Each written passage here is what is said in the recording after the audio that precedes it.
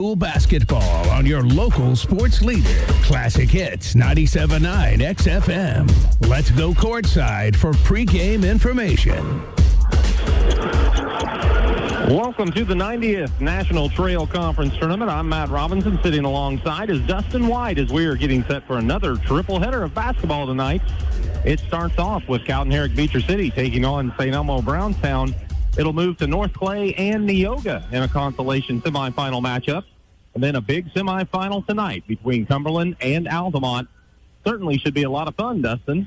I'm looking forward to it. We've gotten to the part of the tournament where you pretty much expect every game to be pretty evenly matched and pretty closely played. I mean, you're going to get some outliers year to year, but, you get past that quarterfinal stage, and really the teams, the matchups take care of themselves. And I look at all three tonight, and I don't see a lot to pick from, especially the first and third games. I just think that they're going to be pretty outstanding bits of competition. You would expect that, and that's what we've come to love about the 90th Annual National Trail Conference Tournament and this conference tournament in general.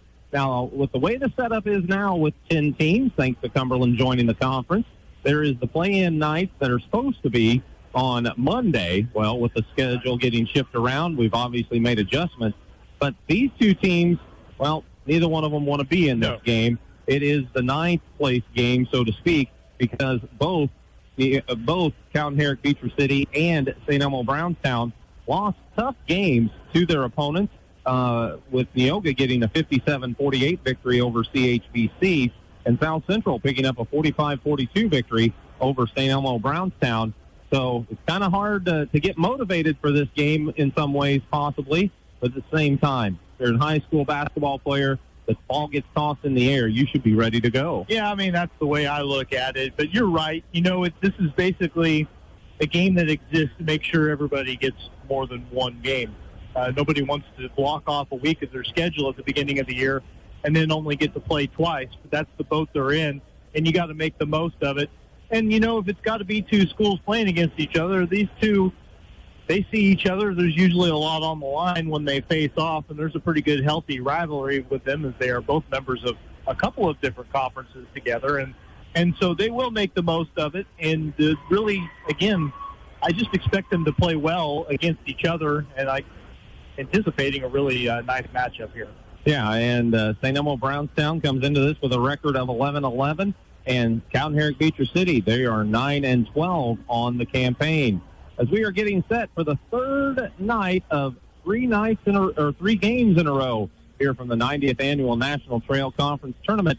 And again, if you're listening to us, we appreciate it. You can watch us as well on the YouTube channel, as Caleb and Liz have been doing a great job of bringing you the wizardry, that's what I'm trying to say, maybe, that they do in order to make the visuals possible. Maybe they ought to be the ones doing the talking. Maybe. It kind of sounds like, especially as we head into this third night of three games. That's true. But it's a lot of fun here at the NTC. Join us in person if at all possible. But if you just can't, we have plenty of ways for you to take in every single game of the Boys National Trail Conference Tournament. And we'll open up tonight with Cowden, Herrick, Beecher City taking on St. Elmo, Brownstown. We'll talk about their lineups, talk about some questions coming into this game as well, all on the pregame show, as it's brought to you by MERS Heating and Air Conditioning on Classic Hits 97.9 XFM. Diedrich Bank is proud to be a sponsor of the NTC tournament. Good luck to all of our area teams. Diedrich Bank, live for today, bank for tomorrow, member FDIC.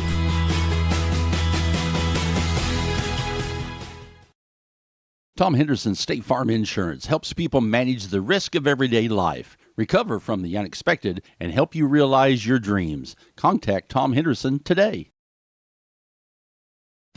Whether you're in the market to purchase a new or pre-owned vehicle, Northside Ford on North Keller Drive in Effingham will find a vehicle that works for you. Check out Northside Ford's selection of cars, trucks, and SUVs today. It's NTC Tourney Week, and Tingley Insurance in downtown Effingham wishes players fast breaks, jump shots, and lots of rebounds. Tingley Insurance, a proud supporter of high school basketball. Spring registration is underway at Lakeland College. Apply today and prepare for a career or gain a new skill. Flexible schedules with in-person and online classes. Lakeland College. Education that fits your life.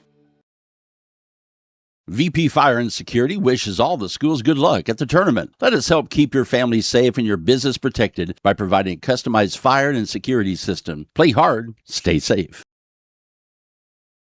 Come see all the new and exciting Chevrolet and Toyota vehicles here at Dan Heck Chevrolet Toyota, South Route 45 in Effingham, or shop and buy 24/7 at danheck.com.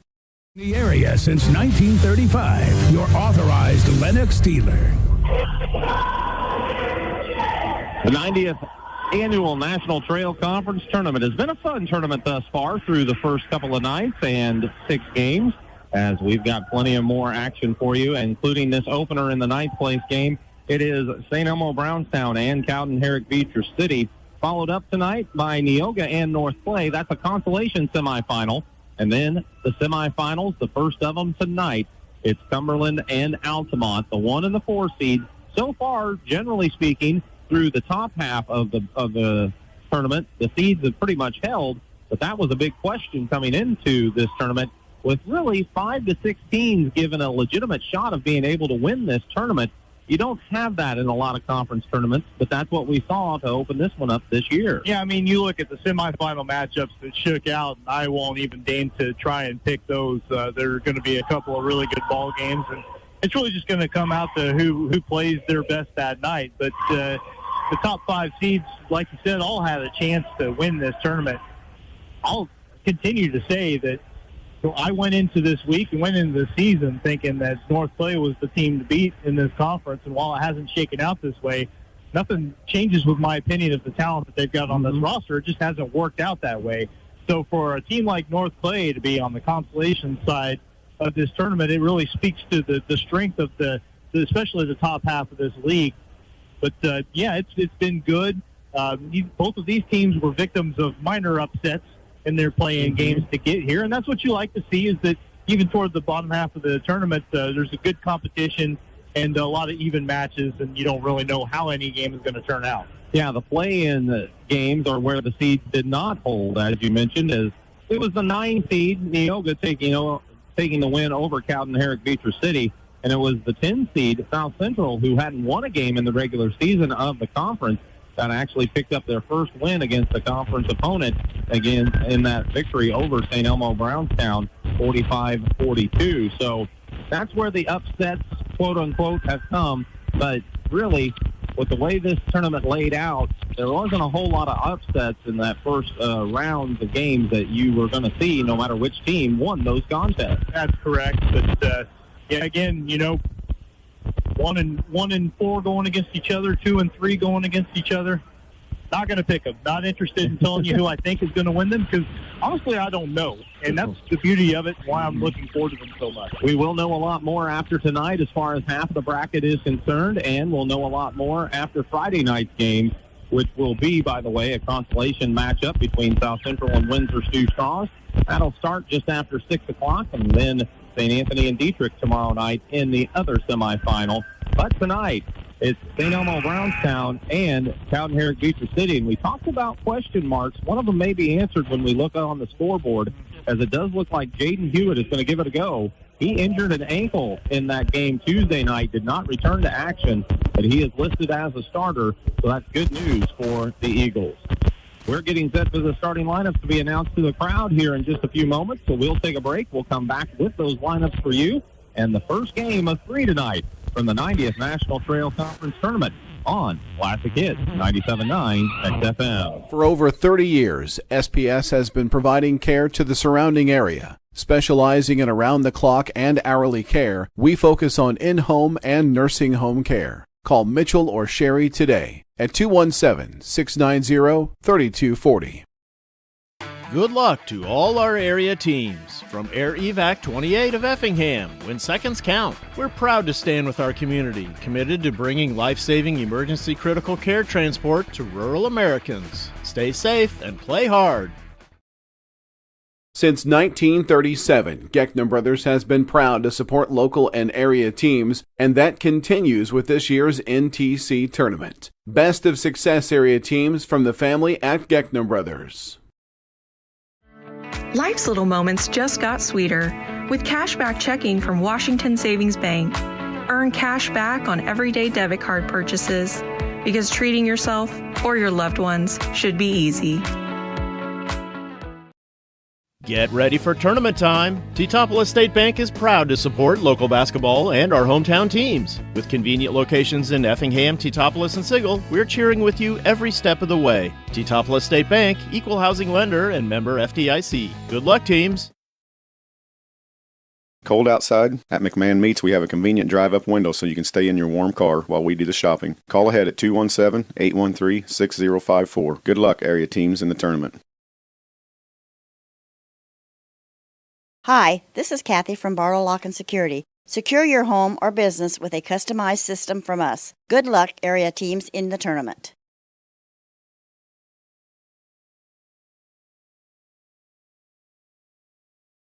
Thanks for watching the NTC Tournament, provided by Premier Broadcasting, 97.9 XFM and KJ Country 102.3. Back at Altamont for the 90th Annual National Trail Conference Tournament Ninth Place game. It features the St. Elmo Brownstown Eagles at 11-11. They are having their starting lineups announced to the crowd, and that includes Jack Wilhauer, the 5'10 junior. He wears number 1. He's a defensive player for this ball club, does a nice job usually on the other team's primary scorer from the perimeter. He averages 1.7 points a game. He'll be joined by Dodge Wilms. Wilms, the 5'8 junior, also at a guard spot, number 5. Averages just over 6 points a game, had 8 in the loss the other night. Jaden Hewitt, the forward for this Eagles club. Hewitt, the 6'1 senior, wears number 23, averages 10.5 points a game, had 7 so far in the tournament. Braden Wilhauer, their leading scorer, the 5'11 junior, number 32, 14.3 points a ball game, and they really focused on him. They, being South Central, limited his opportunities, but he still finished with 9. And Benji Lau rounds out the lineup. He is a 6'2 junior, number 34. Lau is averaging 9.6 points a ball game, and he had 4 in the loss to, South Central the other night.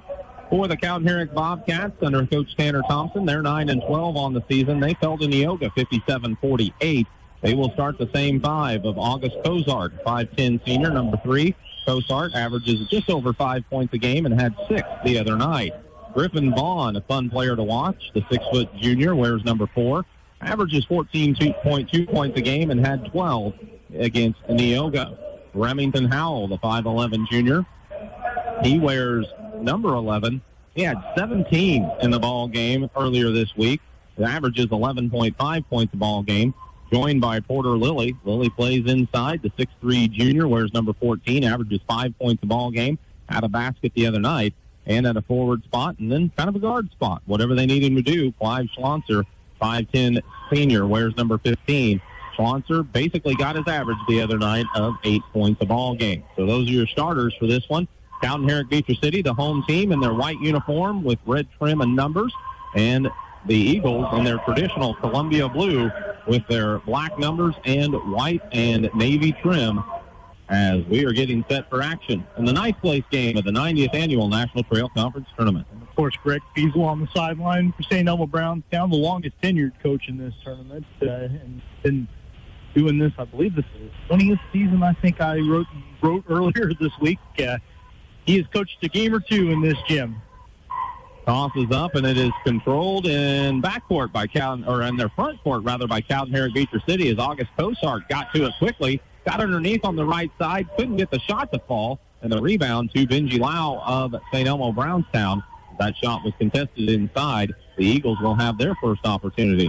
Wilms a little trouble with it at the timeline, but safely got it over to Jack Wilhauer. Bounces it out to Lau. They swing it on the right side to Wilms. Wilms looks into the post for Hewitt. Makes a move around his man. That ankle looks pretty good as he got into the lane, sweeps in there, puts up a little runner, and gets the first 2 of the night. I mean, it was apparently a game-time decision, so the first test was the warm-up. Second test is making a move in game action, and he seems to be holding up. Powell has it on the wing, tried to get it to Vaughn. It slips right through his hands, but the pass is taken in by Cosart at the top of the key. Left it with Schlonzer, around to Howell, right wing. Puts the dribble down, gets into the paint, leaves it outside to Cosart. Cosart in the left corner finds a teammate, Howell, on the wing, who bounces at high post to Lilly. Lilly works out to the top of the key, now leaves it with Schlonzer right side. Schlonzer hands it off to Vaughn. Vaughn backs away from Wilhauer, who picks him up. Now Wilhauer knocks it loose. It's off of Vaughn, and possession gives it to the Eagles. First turnover of the game for either team. So St. Elmo Brownstown get the ball back, already with a 2-0 lead. 6:50 on the first quarter clock, so we're just getting started here at Altamont tonight. The first of three. Another fun night of basketball in store as the Eagles work it around the perimeter. They've got it in the corner with Wilms. Dribble got loose, but it made it to Hewitt at the free throw line. He leaves it with Wilhauer. Braden drove the lane, now found Lau on the right wing, who handed it to Wilms. Off they shuffle it to Jack Wilhauer. He gets in the baseline to Hewitt. Hewitt thought about a shot. Lilly covered him up, so he asked for help, and it's Jack Wilhauer who comes to the ball. He has it on the wing, hands it way out to Hewitt. Hewitt leaves it out top with Wilms. Wilms has his handoff knocked loose as the Bobcats got in there to force a turnover. They try to push it up court. Vaughn had a little trouble with the catch as the Eagles got back defensively. Has to send it out on the wing to Cosart, and Cosart knocks down a three, and the HBC is up 3-2. Baum found himself a little too far under the basket, but had the presence of mind to kick it back out, and Cosart able to step into that one. Hewitt tracks the ball down on the left side, gets it in the corner to Wilms. Wilms thought about it, now it pulls the trigger. Someone got a hand on it, maybe Cosart, and the shot is way short. Rebound Howell. They push it up to Schlonzer, who ran the court. Nice job of pushing the pace, and Clive Schlonzer gets the right side layup, and the Bobcats are up 5-2. Wilms, with 5:29 on the first quarter clock, is crossing the timeline right at the center circle. Flips it to Lau. Lau way out on the perimeter, finds Hewitt top of the key. Hewitt looks for the cutter. That's Jack Wilhauer. He goes for a shot, and recovering from behind is Vaughn. He knocks it out of bounds. Pretty good job giving up a step there initially, but Vaughn able to defend that shot and swat it. Inbounds in the corner to Lau. He tried to pass it inside. Nice defense by Remington Howell. He knocked the pass away. Then he saved it out of bounds off of Lau. It'll be Bobcat ball to bring the length of the court after the second turnover for the Eagles. And right now, St. Elmo offensively got a whole lot of rhythm to what they're doing. Jack Wilhauer knocked the inbound pass loose, but Clive Schlonzer was able to recover. Schlonzer brings it up court, leaves it with Howell. He's on the right block. He's double-teamed. He's spun one way, then the other, and he got called for steps. 2 turnovers for each team now, so Eagles will get it back. 5:02 to play in the first quarter as these teams kind of seem to be feeling each other out a little bit here.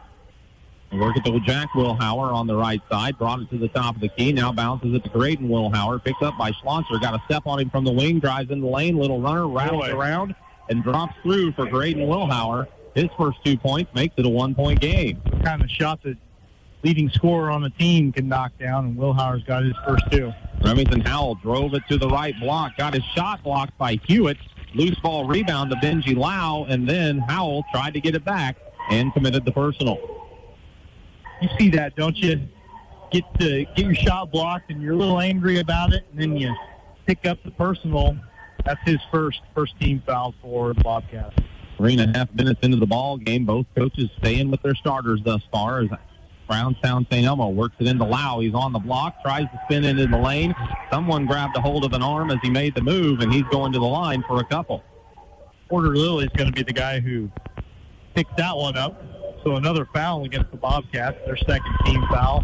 Lilly's first, he was the man Lau was trying to post up, and he rolls that first free throw in. It used every bit of the rim, but it drops in. That's all that mattered for the 6'2 junior from Brownstown St. Elmo.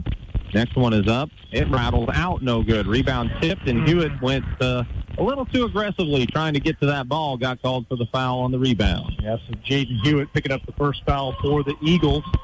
Didn't have the position there. So with 4:17 on the clock, we're tied at 5. CHBC facing some full court man-to-man from the Eagles. They get it across the timeline as Cosart handles. Now he picks up the ball, needs a little help. Looking, still looking. Finally, it's Remington Howell to the rescue out at the volleyball spike line. Back across to Cosart on the left side of the top of the key. He brings it to the right side, fakes the handoff, now hands it to Howell in the corner. He brings it back out top to Cosart. Cosart leaves it with Schlonser. Schlonser, between the leg dribble, gets a step to the lane on the right side. Scoop layup left short, though. Lilly grabs the rebound under the basket, took a dribble to get position to get a shot, and as he put it up, got hit by Lau, and it'll be Porter Lilly going to the free throw line for a pair.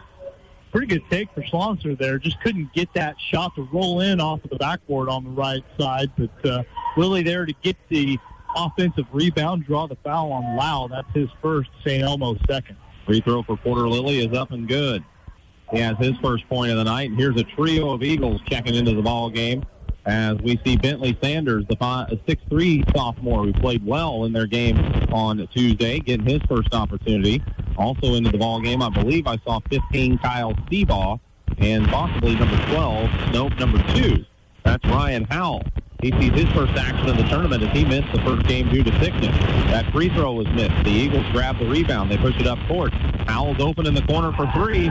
He makes his presence felt early as he knocks down the three to give the Eagles the 8-6 advantage. So welcome to the tournament, Ryan Howell. Or Ryan Powell, I should say. Schlonser has it out top. Leaves it to Cosart. Cosart crosses over, gets into the lane, stops at about 8 feet from the basket, looks back for Schlonser. Now they get it to Vaughn left wing. He makes a drive to the basket, double team, passes out of it, but Remington Howell couldn't handle it on the side. It's taken by Powell of Brownstown St. Elmo. Gets it up court to Graydon Wilhauer, and SEB has a 4-point lead as Wilhauer laid it up and in on the left side. Turning defense into offense there. Very quick transition bucket. 2:45 on the clock. Vaughn got a step to the basket. The defense collapses on him. Somebody fouled him. There's a trio of players there. We'll see who the official says. Could be Doc Williams picks it up. That's his first third-team foul for the Eagles. Couple of subs now for the Eagles. As having a seat is Powell and Porter Lilly. In for the first time is Connor Vaughn. Meanwhile, wide open off the inbounds play, they get it to Hayden Sarver, who had just checked in. He lays it up and in. So it's 10-8 with 2:35 on the clock. The Eagles have the ball and the lead after the bucket there by the Bobcats. Connor Vaughn is in there for CHBC as well. Eagles work it across the court after they had a little trouble with it and actually saved it at the timeline. They look opposite corner. It's a right corner three. It's up and it's good for Kyle Seabaugh. He has his first points of the night, and it's 13-8 in favor of the Eagles. Right back at you. Bobcats go on the attack, but cutting off Cosart in the lane was Wilms. He got it back out to Vaughn. Vaughn loads up for a quick three.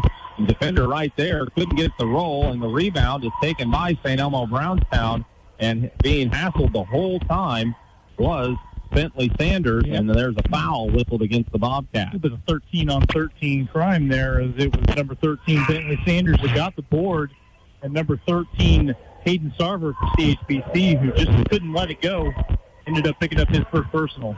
Graydon Wilhauer will have his first rest of the game, along with Dodge Wilms, as Cody Velker is in. Calvin Velker. Calvin, number 12, makes his first appearance, and Jaden Hewitt returns. Inbounds, the Seabaugh brings it up court for SEB. They work it around the perimeter, and a pass from Seabaugh on the left side is tipped by Vaughn, and it's taken away. The Bobcats on the run, driving the length of the court, right down the middle. It's Clyde Schlonser for the layup. His fourth point after the Eagles' third turnover. They push it right back up court, though. They look to Velker for a left wing three, no good. Offensive rebound by Sanders. His foot back at point-blank range, no good. Missed again as he tried to put it up. Battling for this board, it's loose, and finally Cosart claims it for the Bobcats, and as he got to the timeline, he got tripped by Ryan Powell, and an Eagle foul with 1:20 on the clock. Powell's first of the last common foul St. Elmo Brownstown has to get here in this first period. Looks like Hayden Sarver is checked out, and he's headed toward the locker room. Not sure what the situation is there, as now they are going to stop play for a second. They're going to ask the trainer to go follow Sarver. So once they get that situation taken care of, play will resume, and now they ask Cosart to inbound the ball from the sideline. He looks in the corner to Connor Vaughn. Connor puts the dribble down, gets into the lane. Now has picked up the dribble, needs some help. Finally found somewhere to go with it. I thought he might have drugged the pivot foot, but Said he got the pass away cleanly to Cosart, who looks out top for Clyde Schlonser. Schlonser hands it off to Cosart, back to Connor Vaughn. He tried to get a backdoor cut to Schlonser, and the pass is taken away by the Eagles. Bringing it up toward us, Jaden Hewitt. He got to the rim, finger rolled it up there, and couldn't get the shot to go. Rebound Bobcats. Up ahead to Vaughn. To Schlonser. Corner three, no good. Rebound to the top of the key as Calvin Velker goes to the floor to get it for the Eagles. He got it ahead to Hewitt. Hewitt had it stripped as he was pushing it up court by a pair of Bobcats. They push it up. Howell was trying to make connection with Connor Vaughn on the other end, and the pass was off target and is out of bounds off of the Bobcats. There was a lot of action there, but the score is still 13-10. They're subbing at every stoppage of play, too. Multiple subs most of the time. Kyle Seaball bringing the ball up court for the Eagles. Graydon Wilhauer just checked back in. They go to Velker on the right side. Back out top to Seaball. 23 seconds on the clock. Craig Fiesel's holding one finger up. Connor Vaughn popped it away from Seaball. And, as they went to the backcourt to get it, preventing the over and back with the touch there from the Bobcats. Now they scramble with it on the left side, get it under control. Seaball to Hewitt. Hewitt with 4 seconds on the clock. Worked to the free throw line. Wanted to make a pass out. It's taken away. Then the ball got kicked as it was brought up court by Schlonser, who picked it back up, flips the shot up ahead of the buzzer as the quarter comes to a wild close. After one period of action at the NTC tournament, it is St. Elmo Brownstown 13, Cowden Herrick Beecher City 10. You're listening to high school basketball on Classic Hits 97.9 XFM. The attorneys and staff of Taylor Law Offices welcome the teams and players to the National Trail Conference Boys Basketball Tournament. Taylor Law Offices hopes that everyone enjoys the competition. Every pass, every play, every moment, powered by speed you can trust. American Fiber Network, your local internet service provider, proudly supporting area schools and wishing all the teams the best of luck this week. Call them today, 217-367-1578. While the action heats up on the court, take a charge against pests driving into your home. Arab Termite and Pest Control keeps the defense up to protect your investment from any unwanted pests all season long. See a bug? Call Arab. Protecting your home is always a slam dunk. Thanks for watching the NTC Tournament. Provided by Premier Broadcasting, 97.9 XFM and KJ Country 102.3.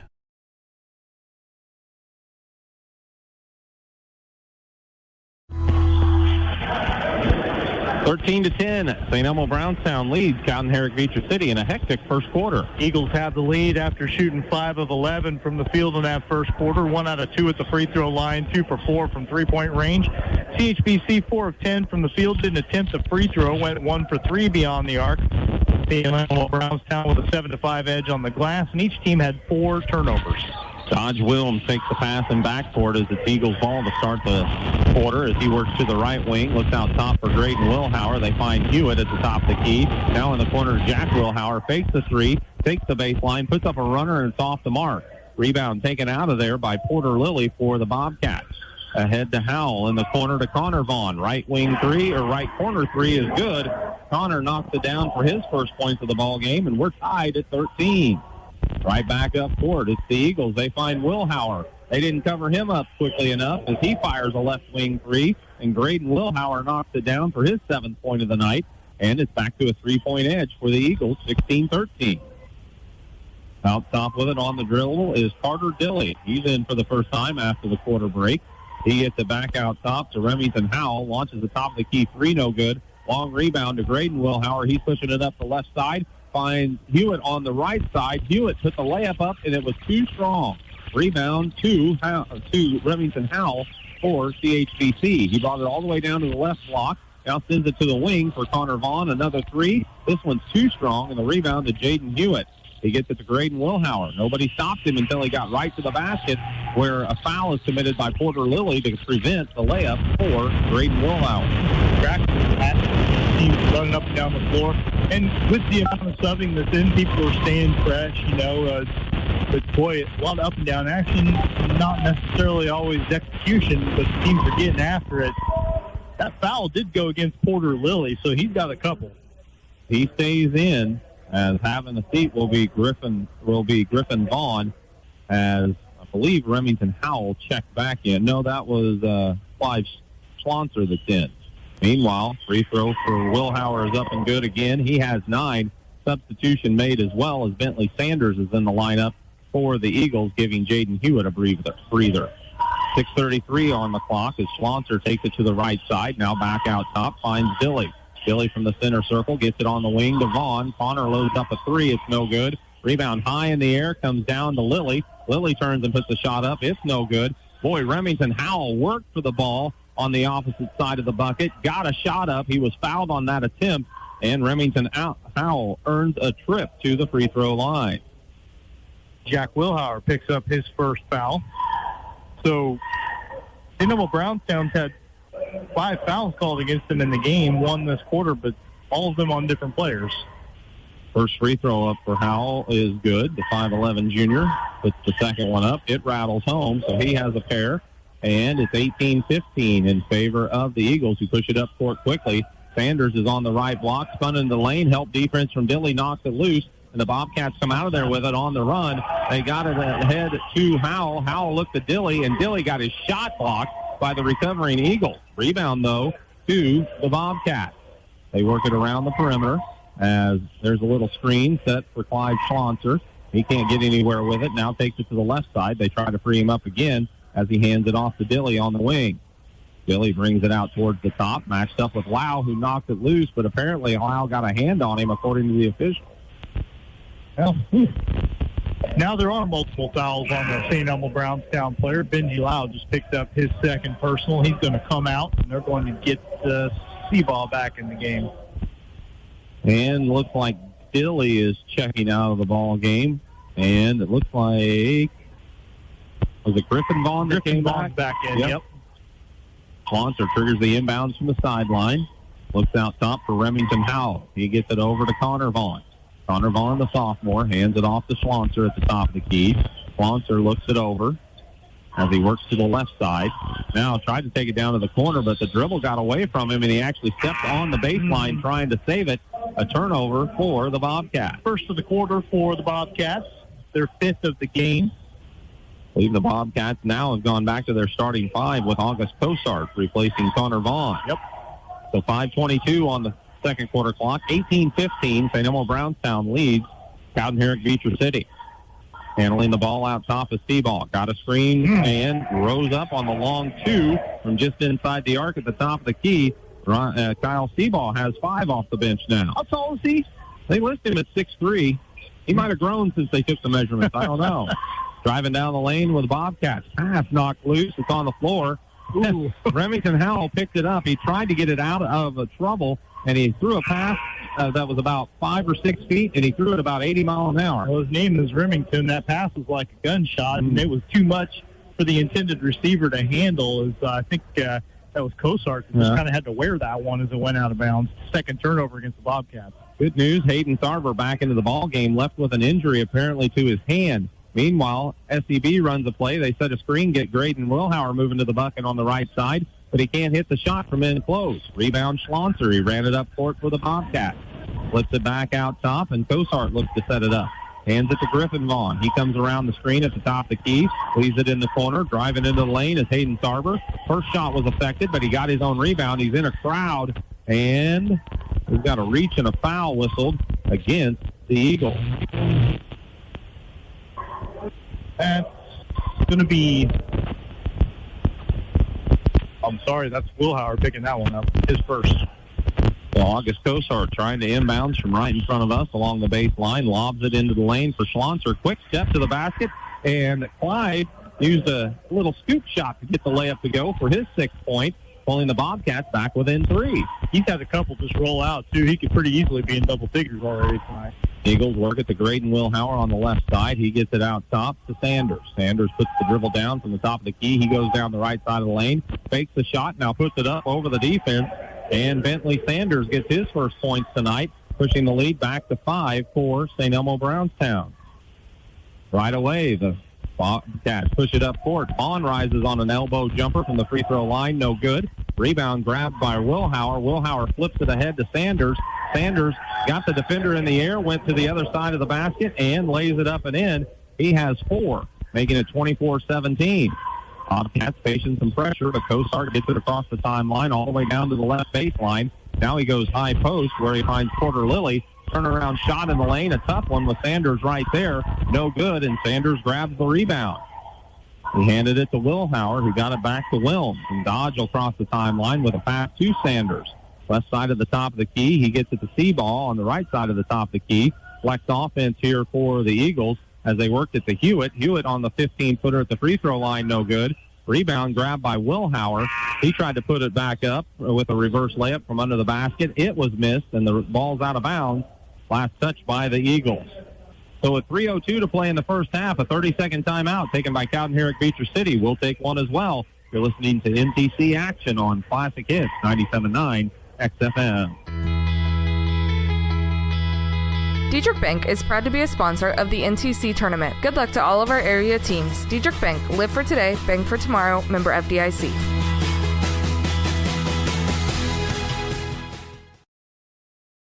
Tom Henderson State Farm Insurance helps people manage the risk of everyday life, recover from the unexpected, and help you realize your dreams. Contact Tom Henderson today.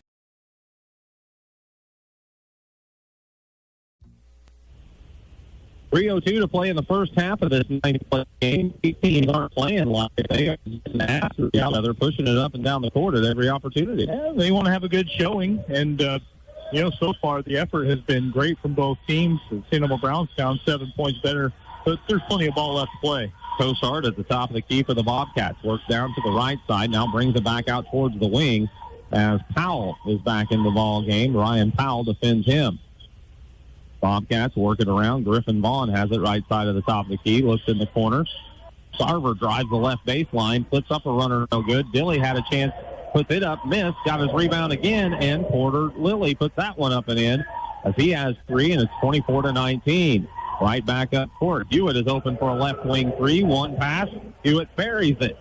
Jaden Hewitt with 5 tonight makes it 27-19. The 8-point lead, the largest for either team. There's been a number of times where SEB has answered a bucket by just pushing it up the floor and getting a shot off before the Bobcats can even set their offense. Cosart around the screen, got to the free throw line, put up a shot, no good. Rebound inside Sarver. His shot was blocked from behind, but Griffin Vaughn came out of there with it. He looks across for Lilly. Lilly in the paint, rises on a shot. It's no good, but he got hit on the arm, and Porter Lilly goes to the charity stripe for a pair. So that was the way that I've noticed that St. Elmo Brownstown gathered an edge in this game. One thing that CHBC is doing well is hitting the offensive glass. I've got them down with 10 offensive rebounds already in the game. Several of them on, multiple on several trips, but Lilly cannot cash in the foul against Bentley Sanders with that first free throw. A little short. Griffin Vaughn sits as back into the ball game is Remington Howell for the Bobcats. Here's the second attempt for Lilly. He overcompensated. That one was too strong, but Howell in the middle of the lane grabs the rebound. Got it to Sarver. Sarver sweeps in. First shot unaffected. Got the rebound. Works to the underneath the basket. Gets it up and in. So nice move by Hayden Sarver to get the finish on the second one, and it's a 6-point game. Now, working right into the basket. It's Bentley Sanders. Got a shot up. It was no good. Made a nice move, but the shot just rimmed off from point-blank range. Lilly grabbed the rebound, and then he was immediately fouled by Bentley Sanders, who was probably pretty fired up that he missed that shot because he did everything but finish. Did the hard part, but just could not stick that layup up and in. Frustration foul, and it's compounded by the fact that you didn't walk from one end of the floor all the way to the other to let Porter Lilly shoot a couple more free throws. First one hits the front of the rim, comes off short, no good. So with a minute 36 on the clock, it remains a 27-21 advantage for St. Elmo Brownstown. Again, this is the 9th place game. We've got Neoga and North Clay coming up, and then Cumberland Altamont in the semifinals as a nightcap as Lilly can't hit that one, and the rebound's taken down by the Eagles. Jack Wilhauer back into the ball game, crosses the timeline, works it to Graydon Wilhauer. Graydon on the wing, had it knocked loose, but he recovers and gets it out top. Handling is Ryan Powell. He works from the left side, got into the lane, leaves it with Lau in the corner. He faked the shot. Lilly came out and defended him, so he works in, back to the basket. Now leaves it with Hewitt.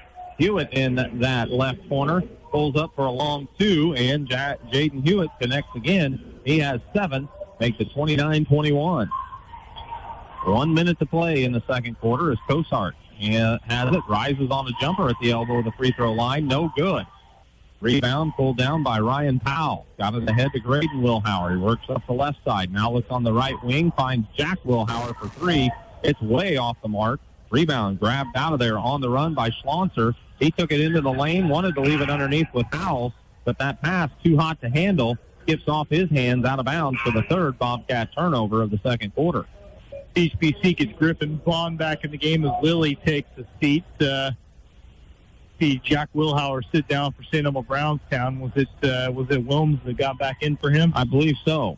Wilms is bringing it across the timeline. Leaves it out there with Ryan Powell. Powell works, hands it to Hewitt. 27 seconds on the clock. Looks like they're being patient. If they get a layup, they'll take it. And now, with 22 on the clock, Benji Lau stumbles, fell down, but he got it to Graydon Wilhauer. But Coach Fiesel didn't like the looks of it, so he takes the 30-second timeout as the Eagles were in a bit of a bind. With 18.6 seconds to play in the second quarter, we'll take a 30-second break as well. NTC action on Classic Hits 97.9 XFM. Whether you're in the market to purchase a new or pre-owned vehicle, Northside Ford on North Keller Drive in Effingham will find a vehicle that works for you. Check out Northside Ford's selection of cars, trucks, and SUVs today. It's NTC Tourney Week, and Tingley Insurance in downtown Effingham wishes players fast breaks, jump shots, and lots of rebounds. Tingley Insurance, a proud supporter of high school basketball.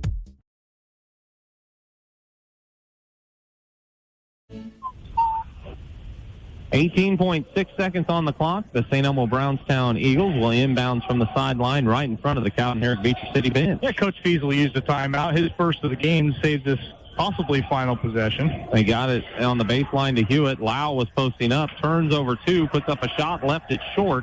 Rebound with 11 seconds to Griffin Vaughn.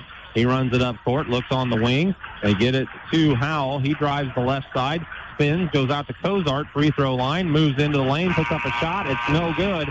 Rebound was Remington Howell's underneath, but he couldn't get a shot up before the horn blows, bringing the second quarter to a close.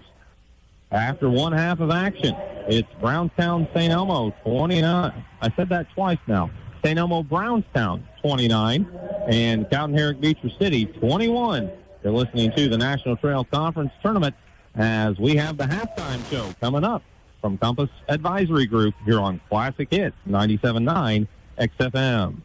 Spring registration is underway at Lakeland College. Apply today and prepare for a career or gain a new skill. Flexible schedules with in-person and online classes. Lakeland College. Education that fits your life. VP Fire and Security. Good luck to all our area teams. From Air Evac 28 of Effingham, when seconds count, we're proud to stand with our community, committed to bringing life-saving emergency critical care transport to rural Americans. Stay safe and play hard. Come see all the new and exciting Chevrolet and Toyota vehicles here at Dan Heck Chevrolet Toyota, South Route 45 in Effingham, or shop and buy 24/7 at danheck.com.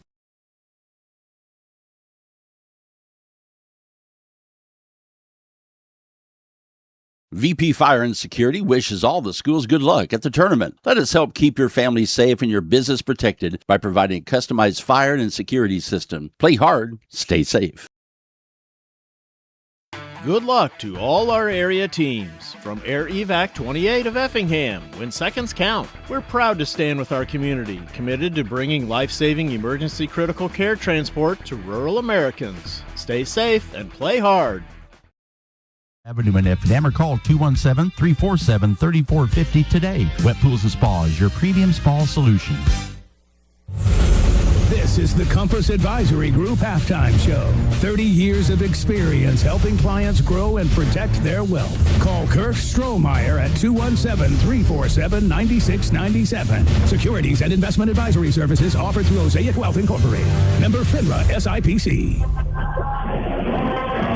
The Altamont Pep Band entertaining the crowd after one half of action in this ninth place contest. It's St. Elmo Brownstown 29 And Cowden, Herrick, Beecher City, 21. Dustin's been working on the stats. Let's get some team numbers from Mr. White. I've got them, Matt. CHBC, 27.6% shooting in the first half, 8 of 29 from the field. Bobcats, 2 of 6 at the free throw line. That's 33%. And 2 of 7 from three-point range. That's 28.5%. St. Elmo Brownstown, better numbers across the board. 11 of 25 from the field, 44% even there. 3 out of 4 at the free throw line for 75%, and 4 of 7 from three-point range, 57%. Where CHBC has kept itself afloat is by controlling the boards, a 23-14 edge on the glass, including 12-3 on offensive rebounds. But turnovers have favored the Eagles slightly. CHBC with 7 first-half turnovers, while St. Elmo Brownstown has 5. So there's your team numbers. We'll get those individual stats for you momentarily. And we always remind you, it's the first of 3 tonight, as the next one will be a consolation semifinal matchup, as it's North Clay taking on Neoga. And then the first of the semifinals comes tonight, as it'll be top-seeded Cumberland Pirates taking on the number 4 seed Altamont Indians. Don't let those 1 and 4 fool you. We think this will be a great matchup, as it was an overtime win for Cumberland when they played each other. But that was like the second or third game of the year for Altamont, and right after the Cumberland tournament that Cumberland participates in, obviously. So a lot has developed over the years. That one should be a fun one in the nightcap tonight as well. We'll take a break, come back with more of Dustin's stats, and get you set for the second half of action here on the Compass Advisory Group Halftime Show, where it's St. Elmo Brownstown 29 and Cowden, Herrick, Beecher City 21. High school hoops on Classic Hits 97.9 XFM. Since 1937, Geckner Brothers has been proud to support local and area teams, and that continues with this year's NTC tournament. Best of Success area teams from the family at Geckner Brothers. Life's little moments just got sweeter with cashback checking from Washington Savings Bank. Earn cash back on everyday debit card purchases, because treating yourself or your loved ones should be easy. Get ready for tournament time. T-Topolis State Bank is proud to support local basketball and our hometown teams. With convenient locations in Effingham, T-Topolis, and Sigel, we're cheering with you every step of the way. T-Topolis State Bank, equal housing lender and member FDIC. Good luck, teams. Cold outside? At McMahon Meats, we have a convenient drive-up window so you can stay in your warm car while we do the shopping. Call ahead at 217-813-6054. Good luck, area teams, in the tournament. 9:21, the halftime score, as Dustin's going through the individual stats. Let's have him give them to you. All right, thank you, Matt. CHBC led by Clive Schlonzer, 6 points at the half. He is 3 for 6 from the field, missed the only three-pointer he took. He's got a rebound. 4 points off the bench for Hayden Sarver on 2 of 6 shooting. He's also got 4 boards, 3 on the offensive glass. August Kosar, 1 for 5 from the field. His one make was the only three-pointer he took. He's got a rebound tonight. Also 3 points for Connor Vaughn on 1 of 3 shooting. All of his attempts have been from beyond the arc. Remington Howell was 0 for 2 from the field, missed a 2, missed a 3, but did go for 2 for 2 at the line, so 2 points and 5 rebounds for Remington. 2 points also for Porter Lilly, 1 for 4 from the field, 0 for 4 from the free throw line. He's got 7 rebounds. He leads all players, 4 of those on the offensive glass. Griffin Vaughn is 0 for 2 from the field with a couple of boards, and Carter Dilly has played. He is 0 for 1 from the field. He has an offensive rebound. For St. Elmo Brownstown, Graydon Wilhauer lead the way with 9 points. 3 out of 5 from the field, maybe only 3 he took. Went 2 for 2 at the line and had 3 rebounds. 7 points for Jaden Hewitt. 3 of 6 from the field, maybe only three-pointer he took. He's got a board. 5 points for Kyle Seabaugh off the bench. He's 2 for 2. He's made a 2. He's made a 3. Bentley Sanders with 4 points off the bench, 2 of 5 shooting for him. He's also got 4 rebounds, so a couple of really good bench contributions there. 1 point for Benji Lau, 0 for 1 from the field, 1 out of 2 at the line with 2 rebounds. Jack Wilhauer yet to score. He's 0 for 3 from the field, including a missed three-pointer. Dodd Williams is 0 for 1 with a missed three-pointer. And Calvin Velker is 0 for 1 with a missed three-pointer. So both teams going pretty deep. CHBC playing 8 kids, SEB playing 9. And quarters of 13 and 16 for St. Elmo Brownstown's 29 points, while it's quarters of 10 and 11 for CHBC's 21, an 8-point St. Elmo Brownstown lead here at the half, Matt.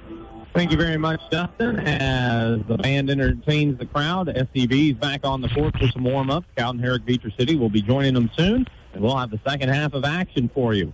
As, again, St. Elmo Brownstown 29, Cowden, Herrick, Beecher City 21. You're listening to NTC Tournament Basketball on Classic Hits 97.9 XFM. Hi, this is Kathy from Barlow Lock and Security. Secure your home or business with a customized system from us. Good luck, area teams, in the tournament. The attorneys and staff of Taylor Law Offices welcome the teams and players to the National Trail Conference Boys Basketball Tournament. Taylor Law Offices hopes that everyone enjoys the competition. Every pass, every play, every moment. Powered by speed you can trust. American Fiber Network, your local internet service provider. Proudly supporting area schools and wishing all the teams the best of luck this week. Call them today, 217-367-1578. While the action heats up on the court, take a charge against pests driving into your home. Arab Termite and Pest Control keeps the defense up to protect your investment from any unwanted pests all season long. See a bug? Call Arab. Protecting your home is always a slam dunk. Thanks for watching the NTC Tournament, provided by Premier Broadcasting, 97.9 XFM and KJ Country 102.3. The half in the opener tonight, as it's Cowden, Herrick, Beecher City trailing St. Elmo Brownstown by 8. That 8-point margin is the largest lead that the Eagles have put together in this one. Cowden, Herrick, Beecher City did lead by 3 points at one point in time in the first quarter. It's been a good competition, but the old adage about how you come out and play the opening minutes of the third quarter, well, it's going to be really important because for CHBC, you don't want to see this disadvantage continue to grow. You're already down 8 points, down as much as you've been down. St. Elmo Brownstown, though, you really feel like if you can come out and give a good effort, outplay them for the first few minutes here, you might be able to, create the breathing room to put this game away. So both teams have a little bit to play for to get this thing started. We'll just have to see how it shakes out. So what you're telling me is a double-digit lead here early in the third quarter would be big. Big for St. Elmo Brownstown to get that advantage. Sure. And big if Cowden, Herrick, Beecher City saw them push the lead to double digits early and make it difficult to climb that hill to get back over. And maybe this is stating the very obvious, but even if they just play even, that still favors St. Elmo Brownstown, of course. So they're in a better position, but of course you're in a better position. You were up 8 at halftime. Bobcats will have the first opportunity as it looks like starters are out on the court for each team as Clive Schlonser will work it across the timeline. Looks to hand it to Griffin Vaughn. He curls, now takes it to the left side to Cosart. Cosart holds on the wing. Eagles in the man-to-man. Haven't talked about the defense as much, but both of them been man-to-man all game as I recall. Vaughn works at the Schlonser, left side at the top of the key as he works at the Howell now on the left wing. Howell looks it over. Gets it out top to Cosart. Cosart to Schlonser, right side. Puts the dribble down, got cut off in the corner. Now tries to fire it out top. Jack Wilhauer read it, got the steal. Pushes it up the left side, but the dribble got away from him a little bit. And it's going to be a double dribble as Wilhauer turns it back over to the Bobcats. He didn't stop his momentum, and he got right into the kind of wiped out in the chair seats down here in the front row. He seems to be okay. I'm sure he's probably a little embarrassed. But, hey, listen, he's playing hard, and sometimes you spin out when that happens. Ought to be 16 or 17 and be able to absorb a shot like that. I'd be done for the week. Schlonser crosses the timeline after the teams exchange turnovers at the beginning of the third quarter. Cosart gets it to Griffin Vaughn. Top of the key three. He fires it, and it's off the mark. Rebound grabbed by Dodge Wilms. Outlet on the right side to Graydon Wilhauer. Wilms barely got across the timeline when he caught that pass back from Wilhauer. And I mean barely. They got it to Hewitt, back out top to Wilhauer. Wilhauer works it to the left side, now back right. Nothing doing as the Bobcats is really focused on the leading scorer for the Eagles, but he has managed to get 9 points thus far. He's gotten it not so much out of the offense, a couple of times with some runouts too, just quick transition buckets. Flex motion offense put in by the Eagles as Wilms has it, left side of the top of the key, works it to Wilhauer on the right side as he made a catch that hit the floor, then dribbled back. That's allowed now, so to speak. He gets it to Benji Lau Lau from the right side moves into the lane, puts up a bit of a tough shot. It's no good. And the rebound to the Bobcats. They get it up court to Vaughn. Vaughn got underneath the basket, has to pass it out. It was tipped, but Cosart claimed it at the free throw line. Left it with Howell. Now to Schlonser out top.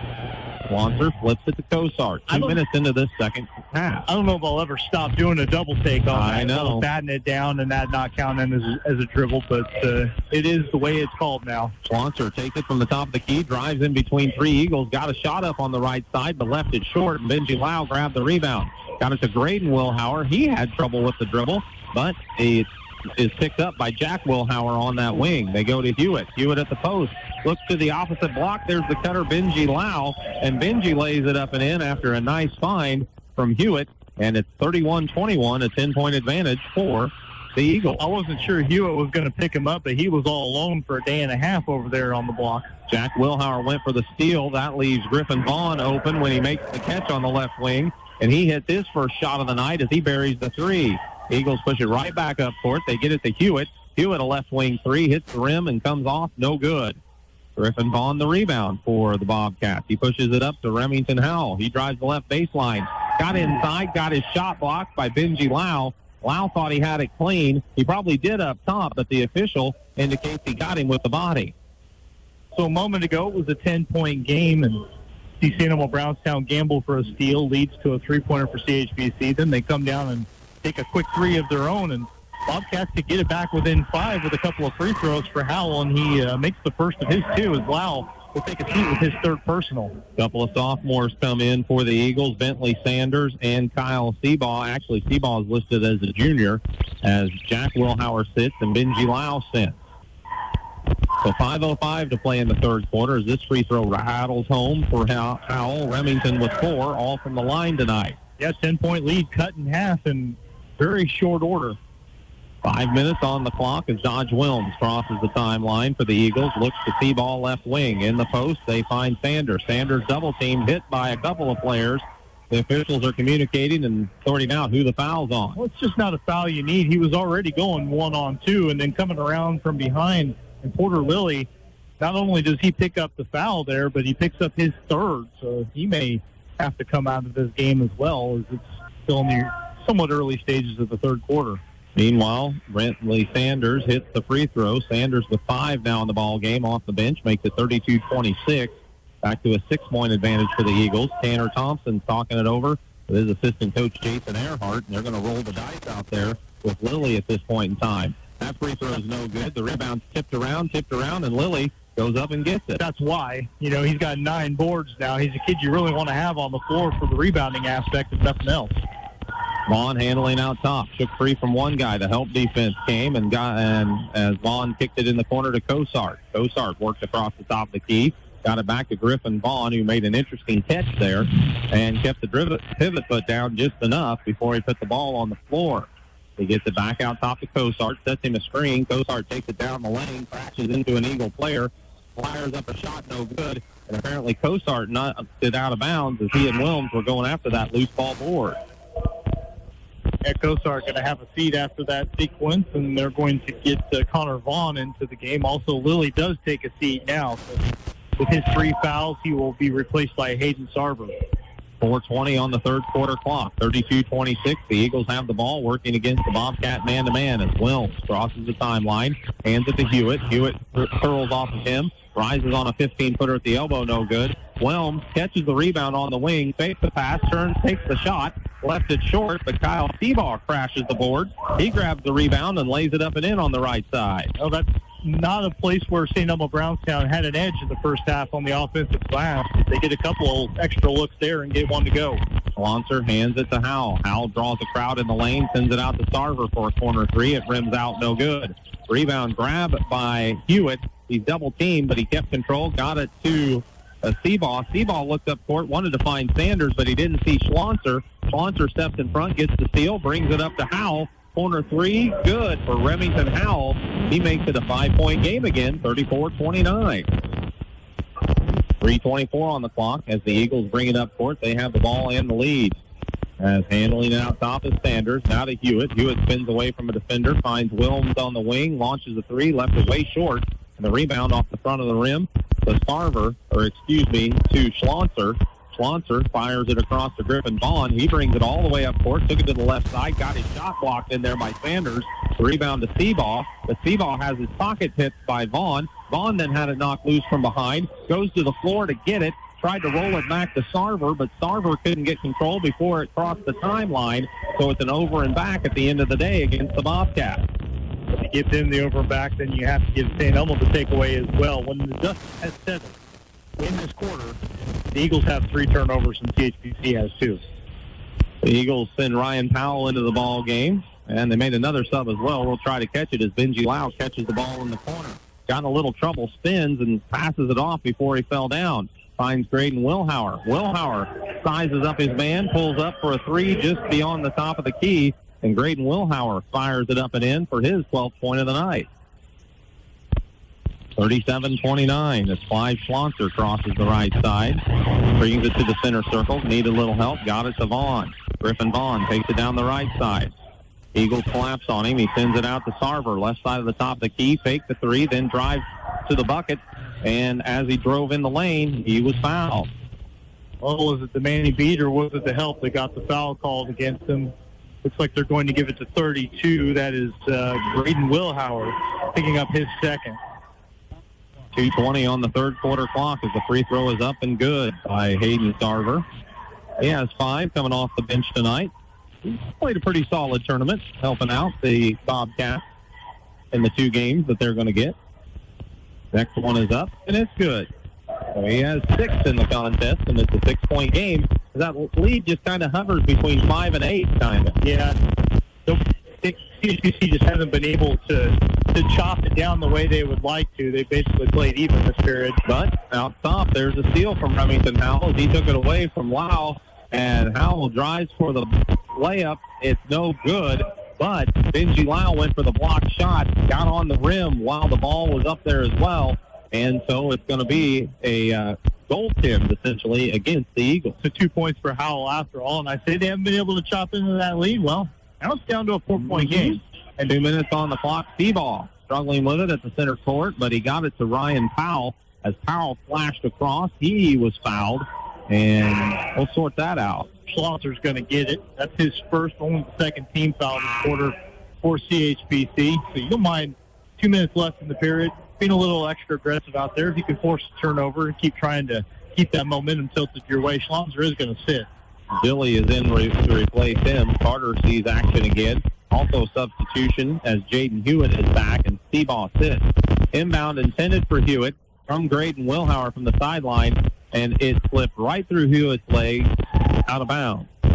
Went through his hands and through his legs. Right through the wickets, and Coach Fiesel not enjoying the sights there as that happened pretty much right in front of him. Vaughn brings it up court, takes it to the left side, takes it to the basket, gets the scoop layup to go. Well, here we go. 2-point game with 1:42 on the third quarter clock, 37-35. Eagles, Graydon Wilhauer crosses the timeline. He's double teamed, got around it, got to the free throw line, pulls up for the jumper, left it short. There's Powell with the rebound, but he stripped to the ball. And then as Sarver tried to get a pass away, there's a travel whistle against the Bobcats. So the team turn it over there, and the Eagles lucky to have this one back. Jack Wilhauer comes in, and he checks with the bench. Who am I coming in for? It's Bentley Sanders that has the seat. It's going to be Graydon Wilhauer inbounding under his own basket. He's looking. He flips it to Lau in the corner. They get it out top to Powell. Back to Wilhauer. Left side 3. It's short, but that's because he got hit on the arm. Griffin Vaughn has kind of a wry smile like, you caught me. And Graydon Wilhauer heads to the line for 3 free throws.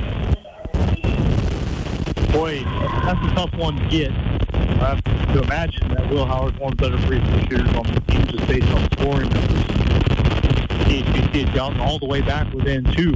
They give him 3 free throws, makes the first. He has 13 in the ball game and 38-35. Wilhauer puts this one up. It rattles around and pops off. No good. So, minute 25 on the clock in a 3-point game. Wilhauer will try to make it 4 with his third attempt. It's up. It's good. So Wilhauer goes 2 for 3 at the line, has 14, and it's a 4-point edge for the Eagles, who shows some full court pressure. But that was just on the inbounds. They back off as Remington Howell brings it across the timeline. Leaves it with Vaughn. Vaughn on the right wing, back to Howell. Howell to the top of the key on the dribble. Flips it back to Connor Vaughn. Connor Vaughn looks in the corner for Hayden Sarver. He drives in, got in a crowd, got his shot blocked, but it's out of bounds off of Hewitt, and it stays with the Bobcats. Nothing's easy when you get under the basket against the St. Elmo team. They look for the blocked shot. That time they got it. Inbound coming from Griffin Vaughn. Tried to get it inside to the cutter Dilly. Stepping in front and getting the steal was Graydon Wilhauer. 4 turnovers for the Bobcats. Now at a minute to play in the third quarter. Wilhauer bring it across the timeline. Jack and Graydon got it done. Back out to Graydon out top. Now to Hewitt, left side of the top of the key. Across the way they go to Lau. Lau hit the cutter, Jack Wilhauer. He lost the pass off his fingertips out of bounds to the Bobcats.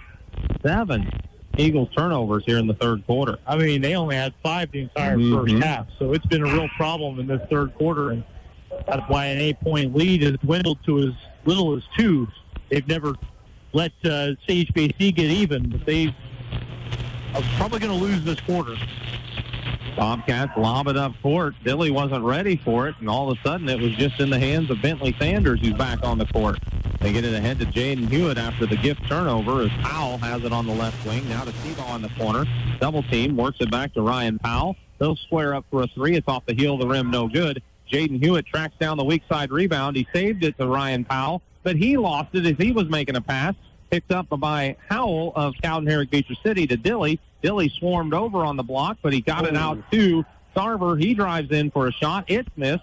Sarver somehow got his own rebound, took it back to the basket, got fouled as he got it to go in. So Sarver just kept working, eventually got the ball back, and earned the trip to the line to try to make it a 1-point game. CHBC's advantage on the offensive glass hasn't been as pronounced in the third quarter as it was in the first half, but right there, Hayden Sarver does a great job on that follow-up, gets the foul against Seabaugh, his first, and a chance for the additional 3-point play. Free throw left short. Hewitt a rebound. Got it to Graydon Wilhauer, who's back in. Crosses the timeline. Takes it to the left side. 3 seconds on the clock. Weaving between defenders. Somehow got a shot away at the buzzer. Boy, it rimmed out no good from about 12 feet on the left side. It was had a chance to go, but just didn't fall through. And as the quarter comes to a close, we've got a 2-point game in the opening contest of the night. It's St. Elmo Brownstown 39, Cowden Herrick Beecher City 37. High school hoops on Classic Hits 97.9 XFM. Diedrich Bank is proud to be a sponsor of the NTC tournament. Good luck to all of our area teams. Diedrich Bank, live for today, bank for tomorrow, member FDIC.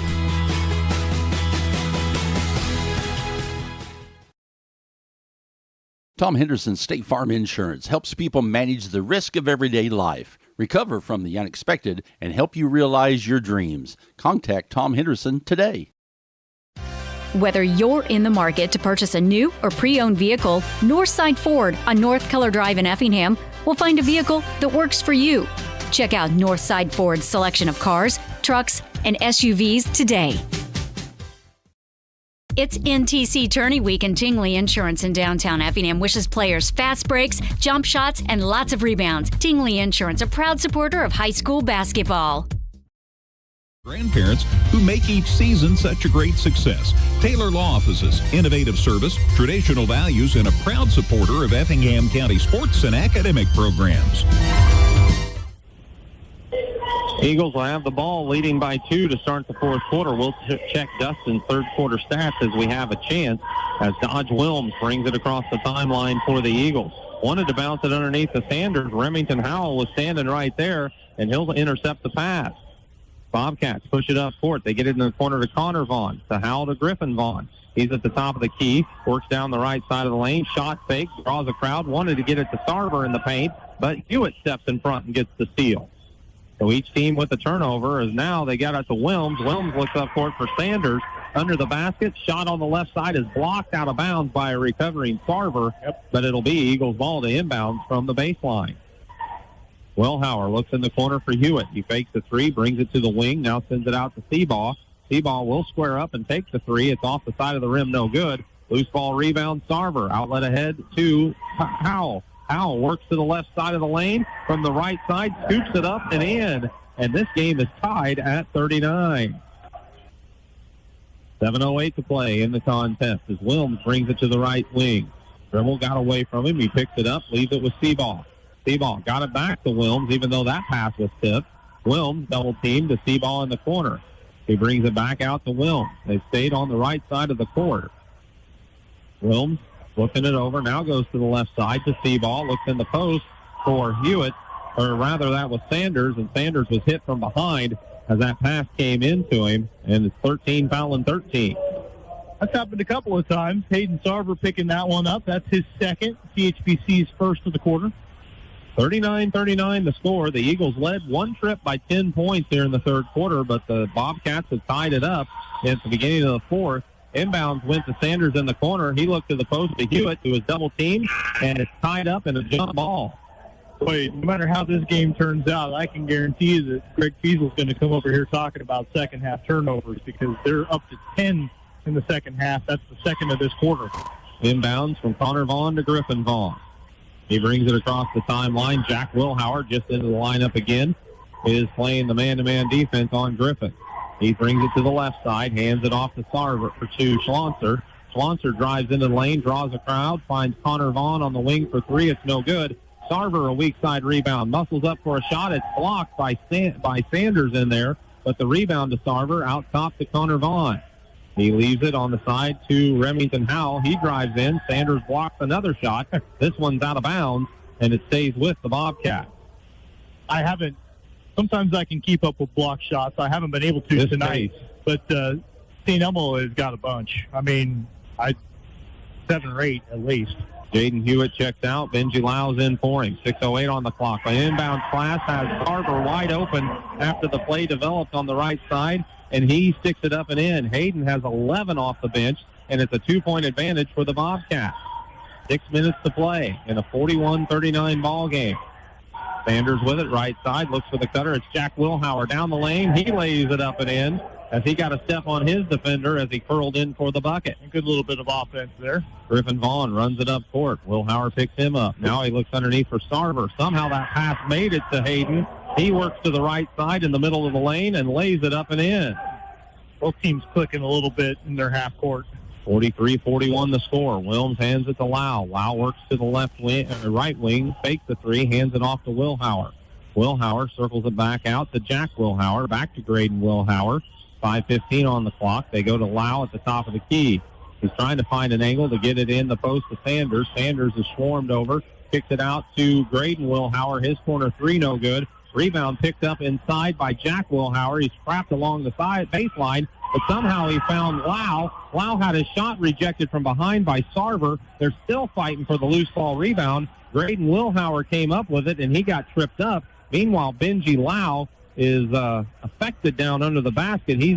Somehow he got the ball bounced off of his base. I didn't see exactly how it happened, but boy, we talk a lot about the St. Elmo Brownstown block shots. Well, that one right there for Sarver was authoritative. Well, we're 55 on the clock. We've got a 30-second timeout. We'll take one as well. It'll be Eagles ball. They trail by 2, 43-31. You're listening to the NTC on Classic Hits 97.9 XFM. Spring registration is underway at Lakeland College. Apply today and prepare for a career or gain a new skill. Flexible schedules with in-person and online classes. Lakeland. VP Fire and Security wishes all the schools good luck at the tournament. Let us help keep your family safe and your business protected by providing a customized fire and security system. Play hard, stay safe.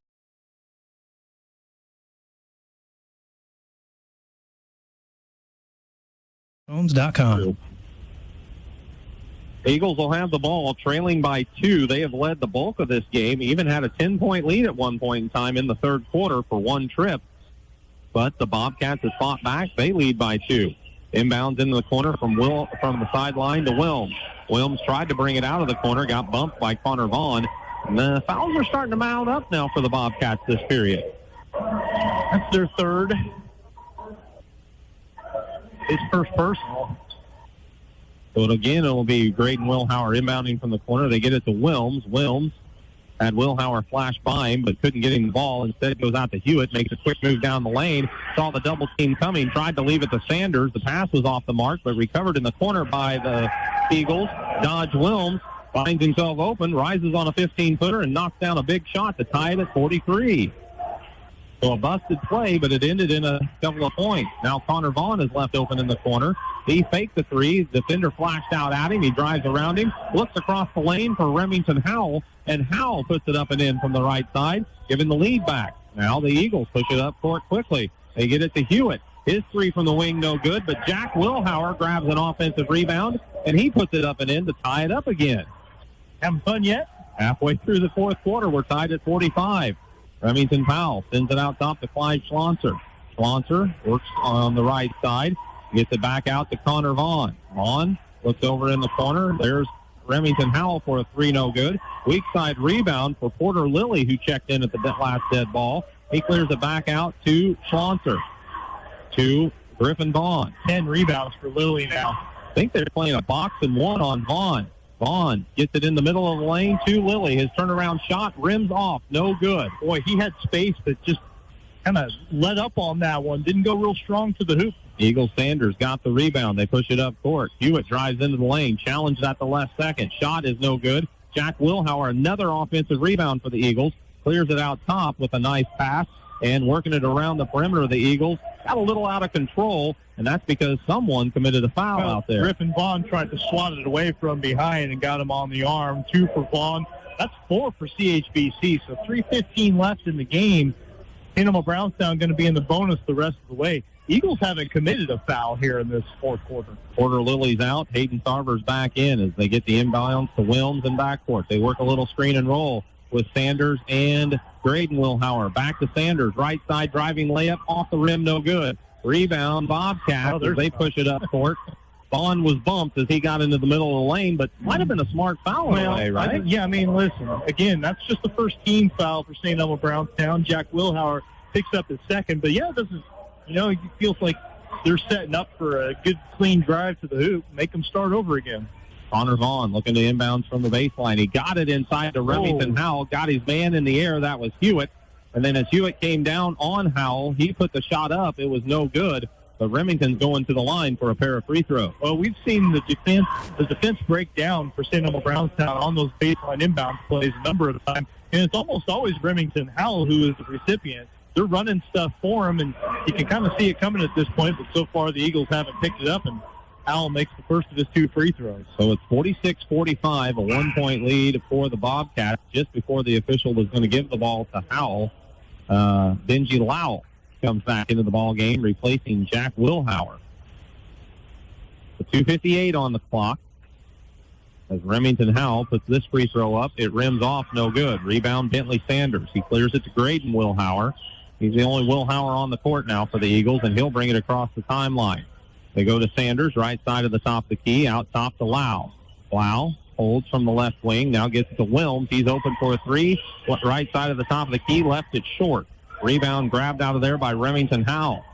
2:35 on the clock as Howell handed it off to Vaughn. Vaughn just walks it across the timeline. Eagles in the man-to-man.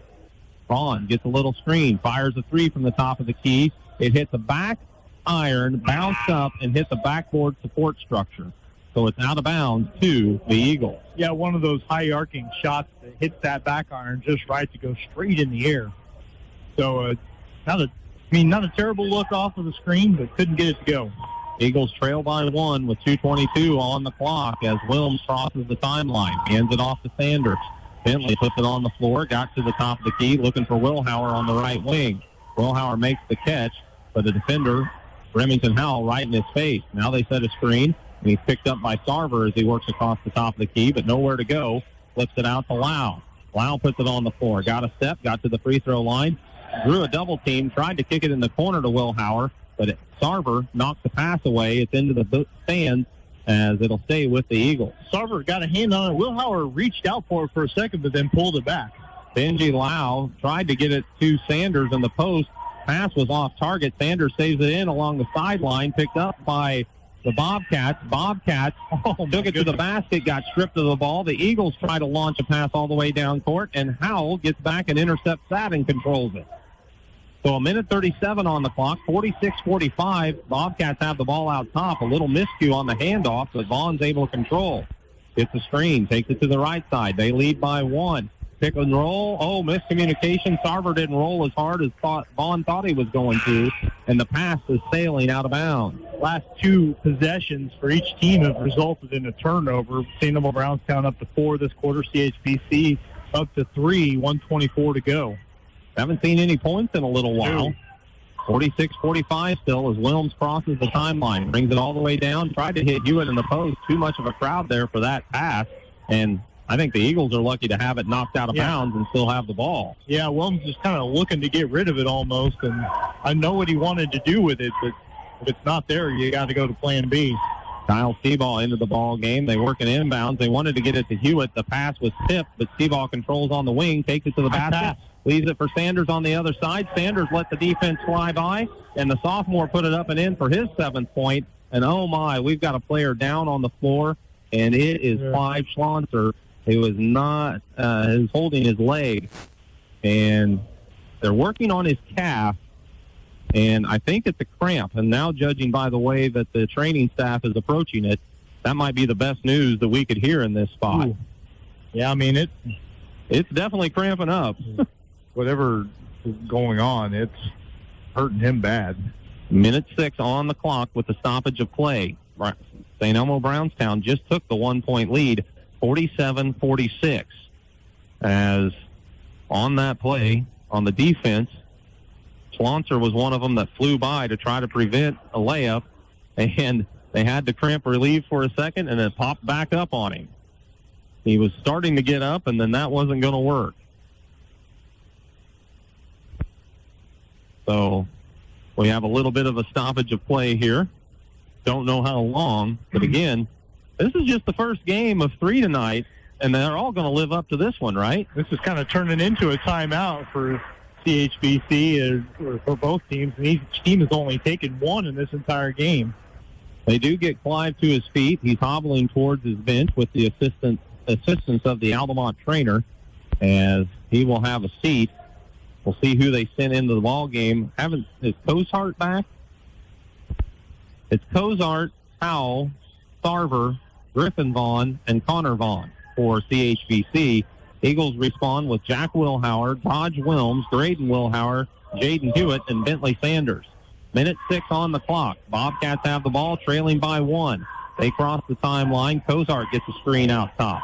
Now gets the screen again from Sarvers. He takes it to the right wing. Wilms stays with him as he brought it into the free throw line. Back to the basket. Needs help. Got it to Sarver left side.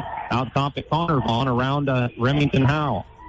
Howell holds on the right wing. Now gets it out top to Cozart. 43 seconds on the clock. Cozart picks up his dribble on the left side. Got it over to Sarver, and Sarver made the catch. Tanner Thompson took the timeout.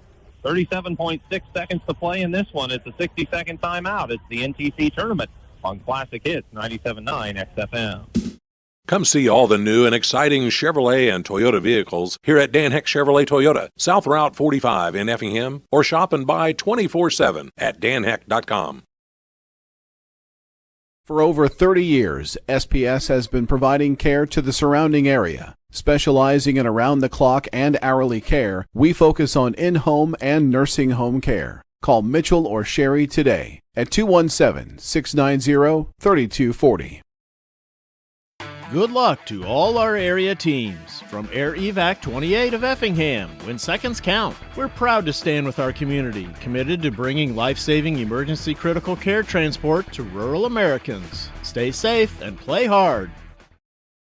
Since 1937, Geckner Brothers has been proud to support local and area teams, and that continues with this year's NTC tournament. Best of success area teams from the family at Geckner Brothers. 47-46, St. Elmo Brownstown leads this one, but the Cowden Herrick Beecher City Bobcats have the ball at the inbounds, basically at the timeline. Connor Vaughn, sophomore, is looking for somewhere to go, still looking, and that's a 5-second violation. just wasn't a lot of movement there for the Bobcats, as that seemed to be a pretty quick 5 count, though. I'll tell you, though, Sarver came around the back of that and was open. I guess that's not what they were looking for, but, boy, that was their best chance, as it turns out. Inbounds for the Eagles to Wilms. He gets it in the corner to Hewitt. They lead by 1. Hewitt throws it back in the corner to Wilms. Wilms is double-teamed down there, and we've got a whistle. I think a foul. Yeah. Wilms was going, hey, I need a timeout if you're not going to call something, but they did. I think Greg might have been getting ready to call a timeout, too. But, instead, the foul goes against Remington Howell. That's his third, CHBC over the limit, so a couple of free throws for Wilms and a couple of pretty big ones here. Boy, yes, it'll still be a one-possession game no matter what, but first one from Wilms is up and short. You could see it from and left his hand, and now Tanner Thompson of CHBC takes a timeout. He's signaling 30. We'll take a 30-second break as well.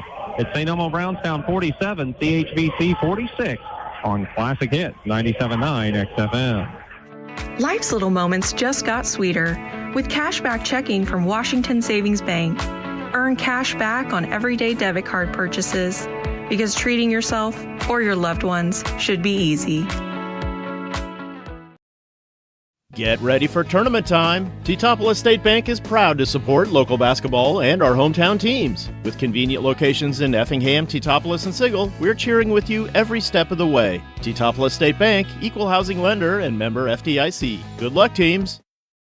Dodge Wilms back to the free throw line. He just left one short. Then a timeout was taken, and he would love to push the lead to at least 2 here by connecting at the stripe. Yeah, I had a chance to make a couple and make it to where no matter what CHBC does, the best they could do is tie it on their next possession. Now you're going to have to settle for the 1 for 2. His free throw is up. He left it short. Rebound Sarver. Sarver hands it off to Cosart. Crosses the timeline. Eagles have fouls to give, but before St. Elmo Brownstown can even think about fouling, with 22 seconds left, another timeout taken by Tanner Thompson. It's a 60-second break this time. We'll take one as well. You're listening to the National Trail Conference Tournament on Classic Hit 97.9 XFM. Cold outside? At McMahon Meats, we have a convenient drive-up window so you can stay in your warm car while we do the shopping. Call ahead at 217-813-6054. Good luck, area teams, in the tournament. Hi, this is Kathy from Bartle Lock and Security. Secure your home or business with a customized system from us. Good luck, area teams, in the tournament.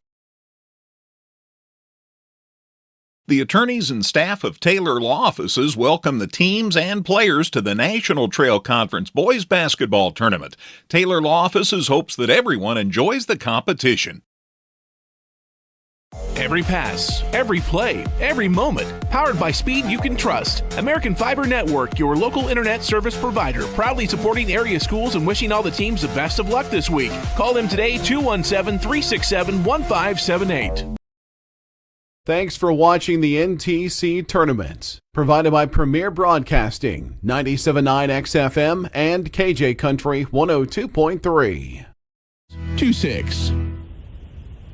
Bobcats looking to inbound the ball. Jack Wilhauer knocked it loose and knocked it off of Griffin Vaughn along the sideline, forcing a big turnover now with 20.7 seconds on the clock. A fifth of the quarter for CHBC, but I mean, you use 2 different timeouts to talk about what you're going to do with that, and all it ends up doing is giving the ball to St. Elmo Brownstown. Now the Eagles will use a timeout.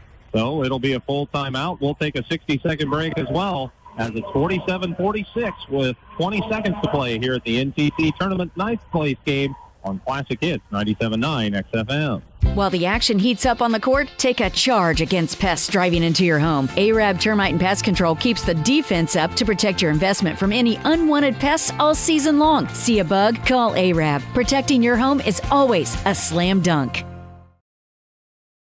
Tom Henderson State Farm Insurance helps people manage the risk of everyday life, recover from the unexpected, and help you realize your dreams. Contact Tom Henderson today. Whether you're in the market to purchase a new or pre-owned vehicle, Northside Ford on North Color Drive in Effingham will find a vehicle that works for you. Check out Northside Ford's selection of cars, trucks, and SUVs today. It's NTC Tourney Week, and Tingley Insurance in downtown Effingham wishes players fast breaks, jump shots, and lots of rebounds. Tingley Insurance, a proud supporter of high school basketball. First name and home furnishings. Visit us today or at wrightsfurniture.com. Challenge for the Eagles is to take care of the ball in this spot and then make some free throws. Turnovers have been the bigger problem for St. Elmo Brownstown during the second half, but as of late, it's bitten the Bobcats more. Graydon Wilhauer's trying to work to get open. They can't find anywhere to get the ball to. Finally, they throw it to Wilhauer all the way underneath the Cowden Herrick Beecher City bucket, just ahead of what could have been a 5-second call, especially after the 5-second call went against the Bobcats a few seconds ago on the clock at least.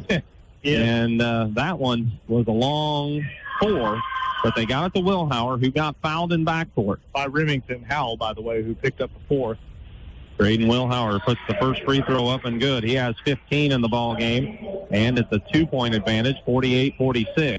Bentley Sanders back into the ball game along with Jack Wilhauer as Wilms sits and Lau sits.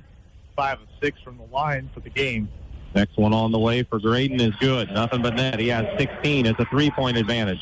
Bobcats hustling it up the court with Cosart.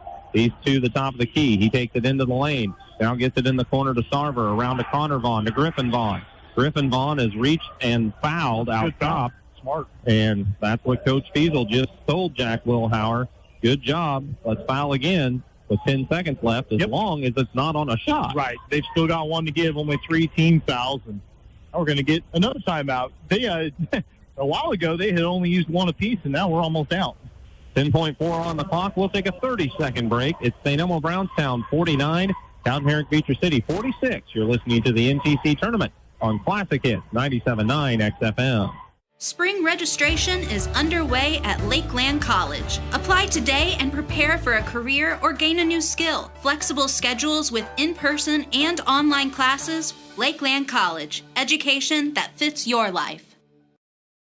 VP Fire and Security wishes all the schools good luck at the tournament. Let us help keep your family safe and your business protected by providing a customized fire and security system. Play hard, stay safe.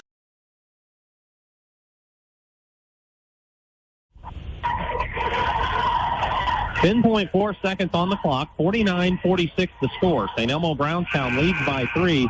Greg Fiesel called the timeout to make sure his kids understood exactly what the defensive assignment is here. I mean, ideally for St. Elmo Brownstown, you force CHBC to throw a pass into the backcourt, and then about the time they get to the timeline, but before they can hook up a shot, you foul again. Hopefully you've taken half of those 10.4 seconds off the clock, and then CHBC really has to hurry. Connor Vaughn looking to get the ball inbound and has nowhere to go. Now finds Sarver at the free throw line. They get it to Griffin Vaughn. Backs away from the basket. A tough shot for 3. It's no good. Rebound grabbed by Kyle Seabaugh, and he's fouled probably by Howell. And with 4.3 seconds left, if Seabaugh can hit a free throw here, it won't drive a stake in Cowden Herrick Beecher City's heart, but it'd make it awfully difficult making it a 2-possession game. It almost felt like CHBC was anticipating that foul, so they were trying to stay ahead of it, but they got so far out in front of themselves that, boy, Vaughn ended up taking a very difficult three-pointer from the corner there, and Seabaugh got undercut on the rebound, gets to the line. He's leaving the door open. Free throw sticks off the backboard and then pops off the front of the rim. No good as he shot that a little too strong. By the way, Remington Howell fouled out on that play. 4.3 seconds left. Another timeout taken.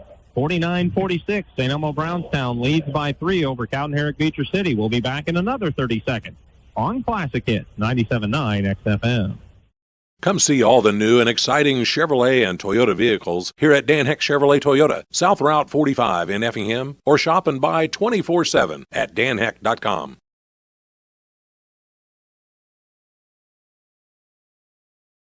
For over 30 years, SPS has been providing care to the surrounding area. Specializing in around-the-clock and hourly care, we focus on in-home and nursing home care. Call Mitchell or Sherry today at 217-690.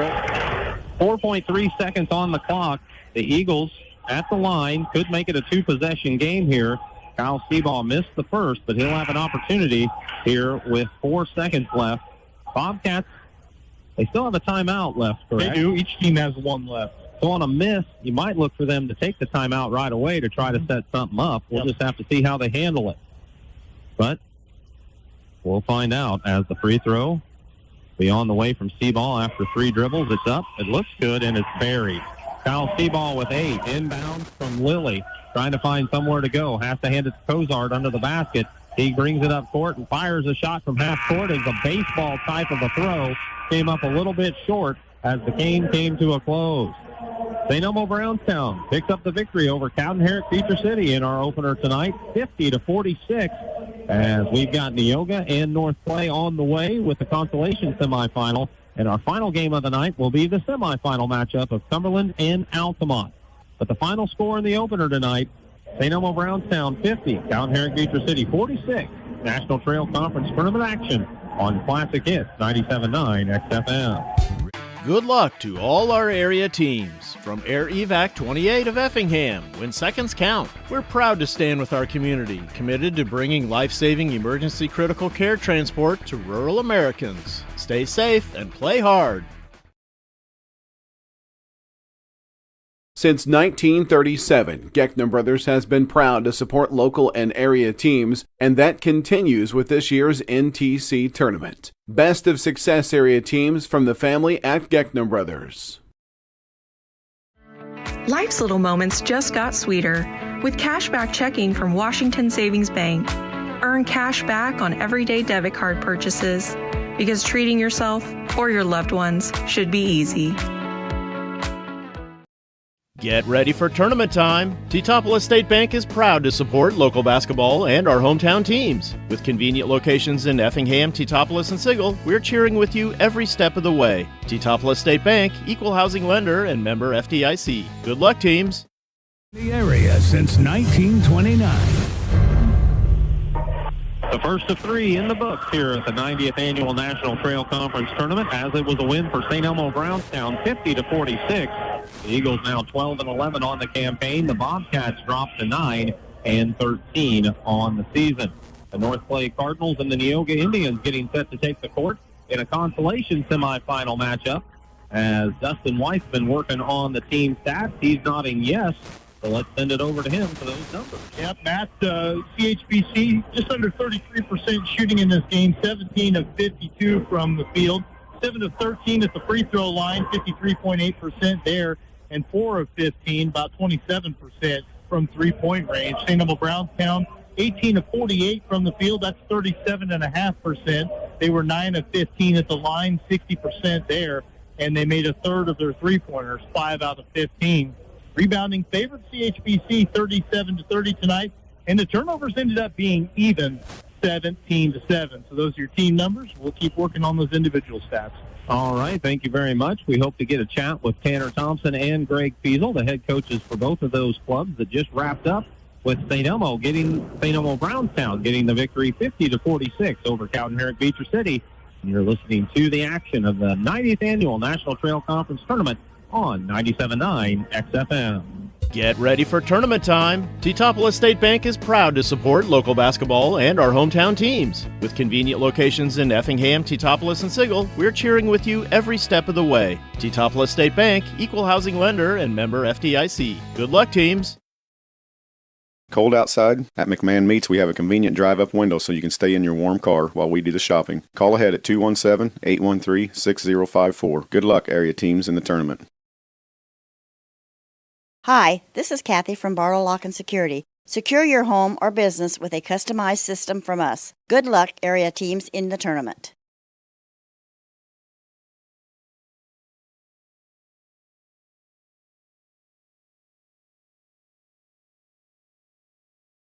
The attorneys and staff of Taylor Law Offices welcome the teams and players to the National Trail Conference Boys Basketball Tournament. Taylor Law Offices hopes that everyone enjoys the competition. 50-46, the final of the first game as St. Elmo Brownstown defeats Cowden, Herrick, Beecher City. Neoga and North Clay warming up on the court in the consolation semifinal matchup. And then later tonight, it'll be Altamont taking on the Cumberland Pirates in the semifinal matchup. And the first team to make it into the championship game will be decided tonight with that matchup later this evening. Greg Fiesel has made his way to our broadcast location as congratulations, Coach, on the win. Thanks, Matt.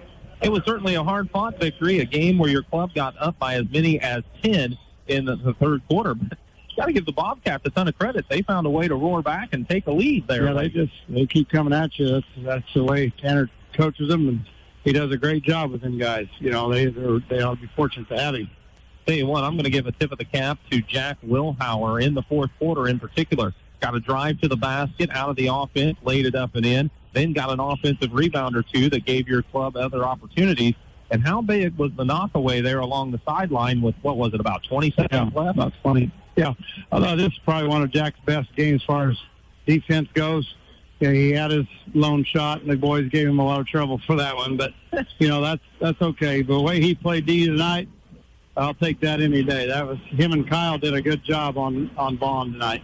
Vaughn's a key player for him, and you really limited his opportunities, and that had to be a part of the game plan coming into this. Yeah, we knew he's, you know, one of the better players that they got, but they got, you know, he got other people too, and you could tell they were, you know, I thought the Sarver kid played well for him today, and you know, they're not a bad ball club, and we got some things to work on offensively. We were a little scattered, but, you know, we had some turnovers there. We just get a lead, and we just kind of get wound up too tight. We need to relax and protect it.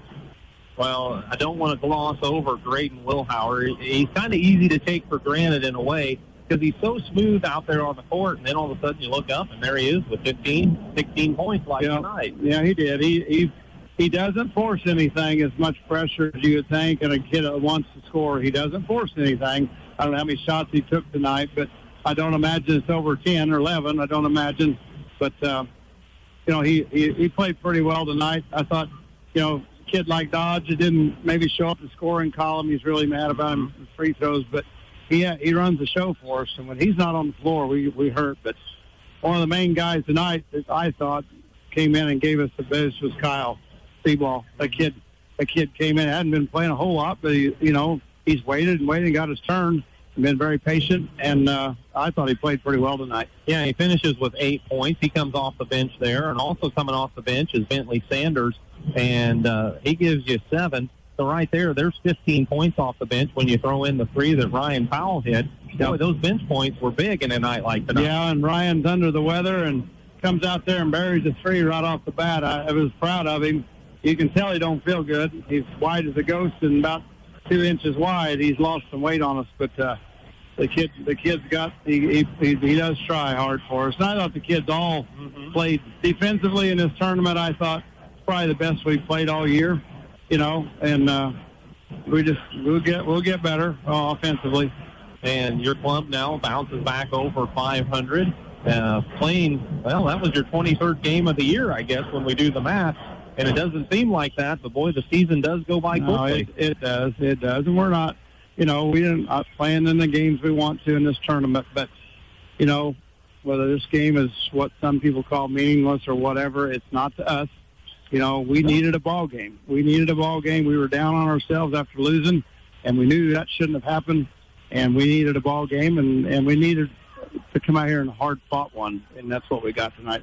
Well, Coach, congratulations on the victory. It's always a pleasure to chat with you, and congratulations on picking up that 300th win earlier this season as the head coach of the Eagles. It's been a long time coming, but, you know, program like ours, you know, is 15, 17 wins a year, but I'm happy that the boys got it done for us early, and maybe we can move on, hopefully. Well, Coach, congratulations on the win here tonight. Good luck the rest of the way. Thank you, Matt. Greg Fiesel spending some time with us after the ball game as his Eagles come up with a 4-point win, 50-46. Let's take a break. We'll come back either with Tanner Thompson or Dustin White's numbers, whichever we can get to first, here on the Postgame Show. Brought to you by Dustin Sons Auto Supplies here from the NTC Tournament on Classic Hits 97.9 XFM. Every pass, every play, every moment. Powered by speed you can trust. American Fiber Network, your local internet service provider. Proudly supporting area schools and wishing all the teams the best of luck this week. Call them today, 217-367-1578. While the action heats up on the court, take a charge against pests driving into your home. Arab Termite and Pest Control keeps the defense up to protect your investment from any unwanted pests all season long. See a bug? Call Arab. Protecting your home is always a slam dunk. Thanks for watching the NTC Tournament, provided by Premier Broadcasting, 97.9 XFM and KJ Country 102.3. Diedrich Bank is proud to be a sponsor of the NTC Tournament. Good luck to all of our area teams. Diedrich Bank, live for today, bank for tomorrow, member FDIC.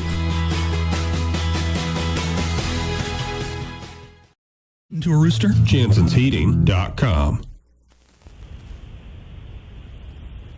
All right, back here at Altamont High School, wrapping up from that victory for St. Elmo Brownstown over CHBC, 50-46 in the ninth place game. I've got some individual statistics from that game for you. For CHBC, Remington Howell was the leading scorer, came in with 13 points tonight, 4 out of 8 from the field, 2 out of 2 at the free throw line with 7 rebounds, 12 points off the bench for Hayden Sarver. 8 of those in the second half. He was 5 of 13 from the field, 2 out of 2 at the line, and he had 9 rebounds as well. So really good job for Hayden there. 6 points for Clive Schlonzer, 3 out of 7 from the field. Couple of rebounds. Unfortunately, couldn't be out on the floor for his team at the end of the game with whatever leg issue he was dealing with after the game. Looked like he was really uncomfortable, so hoping for the best for Clive Schlonzer, one of the starters for this team. Griffin Vaughn, 2 for 8 from the field with 5 points on 4 rebounds. August Cosart had 3 points on 1 of 6 shooting. And then 3 points for Connor Vaughn on 1 of 4 shooting. All of those attempts coming from beyond the arc. Carter Dilley did not score. He was 0 for 1 from the field. So CHBC falls to 9-13 on the year with the loss, and their time at the NTC tournament is finished. St. Elmo Brownstown improves to 12-11 with the win, and they did it behind 16 points from Graydon Wilhauer, 4 out of 9 from the field, 6 of 7 at the free throw line, 4 rebounds for Wilhauer. He was the only double-figure scorer for the Eagles. They got 7 points from Jaden Hewitt, 3 of 10 from the field, 4 rebounds for him. 7 points for Bentley Sanders. He came off the bench to get them 7 points on 3 of 8 shooting, 1 for 2 at the line and 5 rebounds. Kyle Seabaugh got him 8 points off of the bench. He was 3 for 4 from the field, 1 out of 2 at the free throw line with 4 rebounds. While, let's see here, Jack Wilhauer got him 4 points. All of them came in the fourth quarter. That's a pretty big offensive rebound for the team as well. 4 points, 4 rebounds. Dodge Willems had 2 points on 1 of 5 shooting. He was 0 for 2 at the line with 3 rebounds. While Benji Lau came in with 2 points on 1 of 4 shooting, 3 rebounds for him. Calvin Velker did not score. He was 0 for 1 from the field. And then Ryan Powell got them 3 points on 1 of 3 shooting.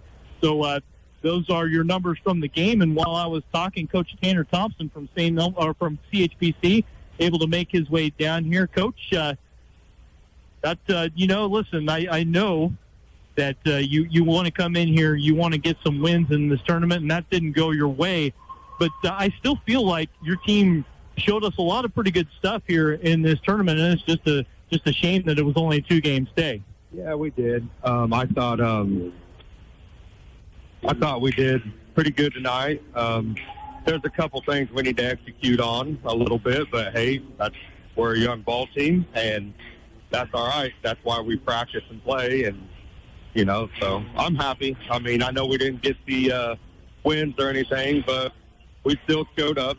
So yeah, I mean, absolutely. Showed up is an understatement. Your guys play hard, and really, there's nothing you can replicate in practice that's going to prepare you for being on the floor in those late game situations. And that's what you had tonight. And so, all you can do is grow from it, learn from it, and you got some good on the court time in crunch time there toward the end. Yes, very, very good time. And you're right. I mean, I'm happy with my boys. I love them to death. They play hard. They will run through a brick wall for you. And we just did some small things tonight, but I think we'll be all right. And I think we're heading in the right direction if we can fix them small things before postseason starts. So I'm excited. Matt and I talked about coming out of halftime, you're down, CHBC's down 8, going to have to cut into it. And you did, it got to 10, but then 2 possessions later, it's a 5-point game. gosh, you took a lead there late. Yeah. A lot to like about that, because really you get down by 10 points in a low-scoring game, guys could kind of pack it in, but that goes against what you just said about your boys, that they play hard, they don't give up. Yeah, they don't. They and credit Greg Beecher, man. He's good coach, great coach. Went box and won on Griffin Bond. But, you know, you got to credit Griffin Bond, too. They went box and won on him. It was tough for him to score at times, so he started passing, which he passes all the time. But he was a facilitator tonight, and he was all right with that. And that shows the growth, you know, as a player. Someone is like, all right, well, you're going to try and play tough defense on me. Well, I'm just going to pass to the open guys. And he hit Hayden Sarver a lot down low in Remington. And I'm happy with our boys. I thought they fought extremely hard. Very proud of them. And you might not know exactly what's going on with Clive Schlonzer yet, but obviously he was hurting there at the end of the game, just cramping. Is that kind of what it looked like? Yep, he just a cramp in the calf, and he'll be all right. He'll be ready for Tuesday. We go to Mulberry Grove, and he'll be ready to rock and roll. Just an unfortunate thing, because obviously somebody you'd like to be able to have on the floor in those crunch time situations too. Oh yeah, definitely. But you know, credit Griff. Connor Vaughn, he's a sophomore, and he's been getting minutes here and there, but he got a lot of minutes tonight, banged a big three tonight, and defensively did very good tonight. Very, very well. And I am very pleased with his play tonight, and he stepped up, and we may not have won, but you see great things. Sure. And it makes you excited to keep going and progressing. Absolutely. And listen, we like what we're seeing from your team from afar. Glad that we've gotten a chance to see them this week.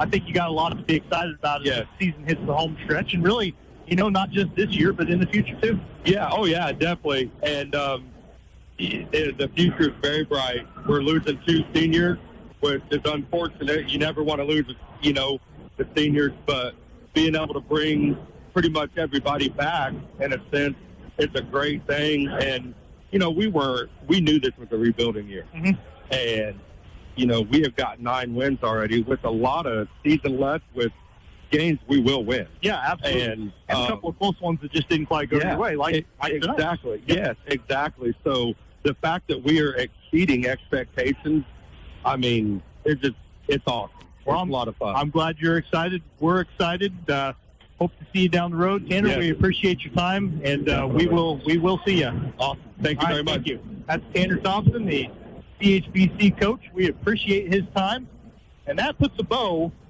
on St. Elmo Brownstown's 50-46 win over the Bobcats. Neoga and North Clay getting warmed up on the floor, so we can go ahead and get prepared for that. We want to go ahead and talk starters on this one right now, or we want to go ahead and take another break, Matt? Sorry, Matt's getting saddled back up.